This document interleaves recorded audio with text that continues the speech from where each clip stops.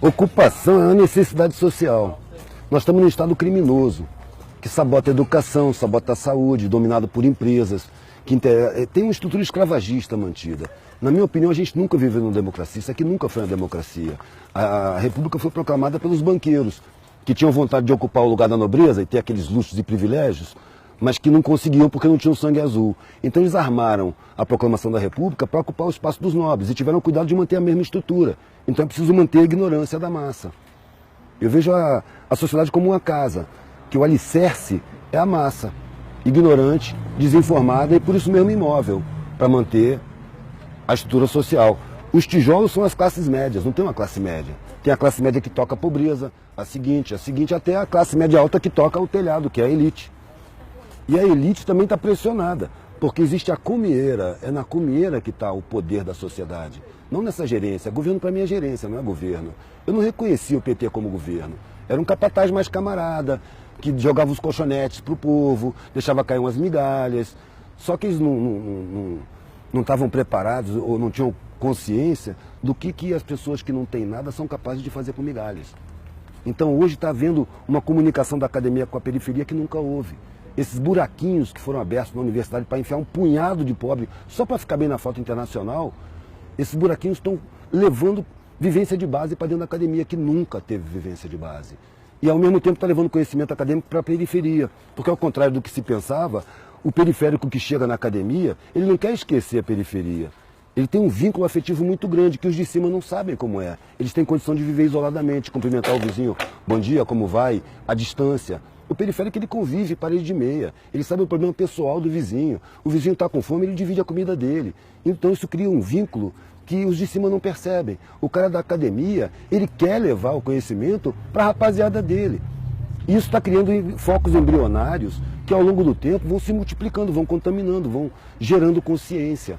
Agora não é uma coisa que vai acontecer numa geração, é uma coisa de muitas gerações. A sociedade levou milênios para chegar nesse ponto aqui. As pessoas que querem mudar o mundo, invariavelmente desistem. Porque elas querem mudar o mundo para si, eu quero ver o mundo justo. Eu sei que eu não vou ver o mundo justo, mas se eu não viver na função de buscar um mundo menos injusto, minha vida não tem sentido.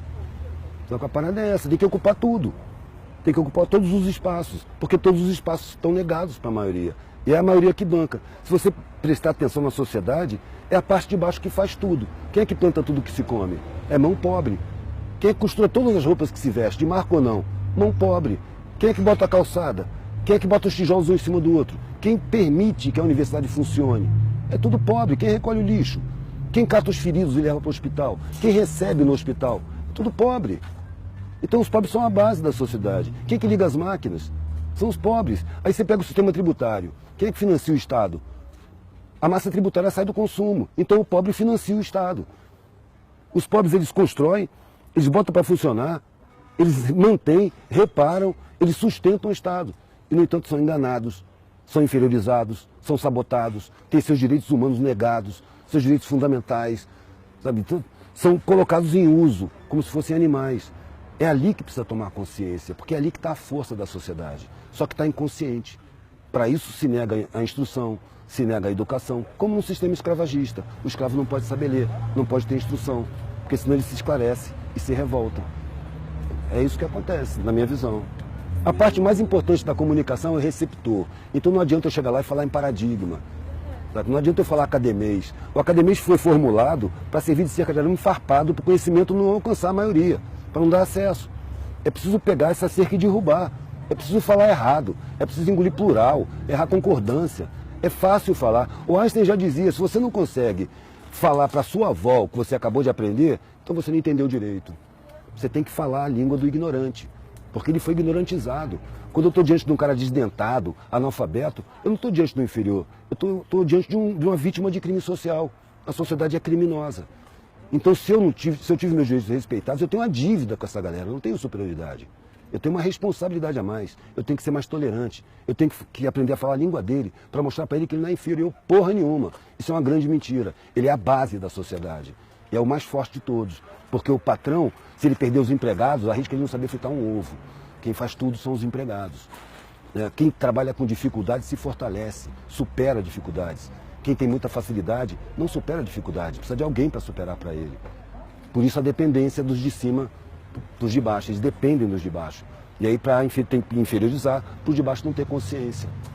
Eu fico pensando assim, que moral tem o cara que paga uma pessoa uma grana que ele jamais aceitaria para fazer o que essa pessoa vai fazer? E no entanto isso é lugar comum. O empresário fala, eu dou emprego cacete, você explora as pessoas, paga o mínimo, corta direito trabalhista, ainda olha para os caras com desprezo. Isso é uma ideia desumana. Sabe, a cúpula da sociedade não tem humanidade, a humanidade está na periferia, que divide o último pão, sem pensar, amanhã a gente vê como é que fica. Você não vai ficar sem comer não, toma aqui. É isso que é bonito. Eu nasci na elite, e eu fui encontrar a parte mais linda da humanidade na periferia, pedindo comida, dormindo no chão. Ali eu encontrei a humanidade mais bonita. Só que eu percebi, ali está todo mundo ideologizado, está todo mundo sabotado. Sabe? É uma puta sacanagem, sabe? Eu prefiro falar com os de baixo, para mostrar que eles não são fracos não são inferiores não. Eu paro para botar gás na Kombi velha que eu tenho e pergunto pro cara assim, meu irmão, imagina... Primeiro eu falo com o cara, eu chego lá, o cara fala, ô patrão, eu já fiz alguma merda, mas me desculpa aí, o que eu fiz? Eu falo, não, por quê? Tu tá me xingando, velho, patrão? Patrão é um parasita, velho, que trepa nas tuas costas, vive às suas custas, diz que tu que vive às custas dele. Que te esfola, te ameaça, te espreme, te cobra, te paga uma merreca e acha que você tem que ter gratidão por ele. Imagina que seu patrão perdeu os empregados, perdeu o que ele tem que viver a sua vida. O que ele faz? 99% das vezes o cara responde, ele se mata. Claro que se mata. Ele não tem peito para encarar as dificuldades.